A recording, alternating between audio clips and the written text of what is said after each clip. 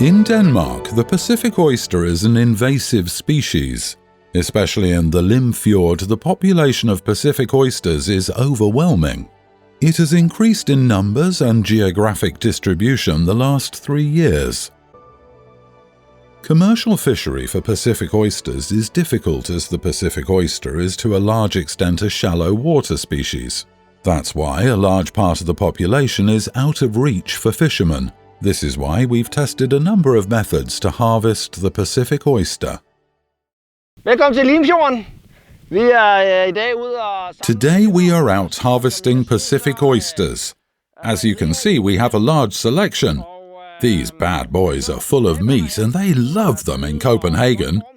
We can get €2.50 per kilogram and they are sold for 4 times more in Copenhagen. All in all, that's a pretty good business, if you can fish them sustainably. As you can see, it is low tide now. If we have high tide, it is possible to harvest them diving. I wear this one around my neck and then I crawl forward in a decent working position.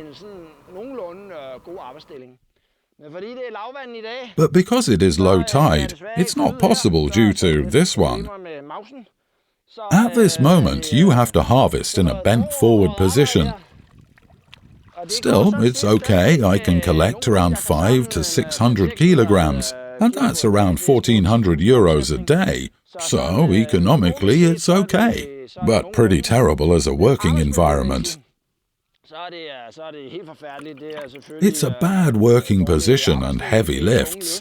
When you are carrying the oysters to the boat, it is around 30 kilograms per basket, and it's wearing you out. We need a better method, and we have one.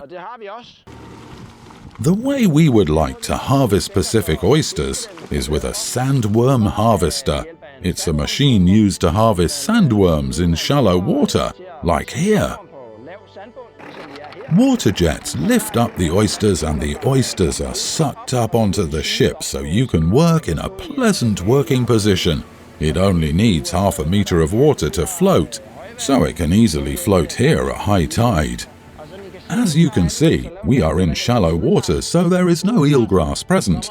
The eelgrass starts further out at around 1 meter of depth. Therefore, we can safely fish for Pacific oysters in a broad strip along the coast, without affecting the eelgrass. A sand bottom like this will of course be affected by fishing oysters, but it will quickly be restored again. The oysters that are caught by the fishermen are typically too large for the European market, but are in high demand in China and Southeast Asia.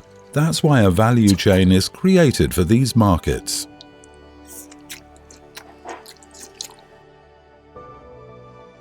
The different methods for harvesting have been tested and scored in terms of social, environmental, and economic sustainability. Harvesting by hand and diving for Pacific oyster are both very lucrative and environmentally friendly, but rather unhealthy in the long run due to poor working conditions. The conclusion is that the sandworm pump is in total the most sustainable, with one reservation.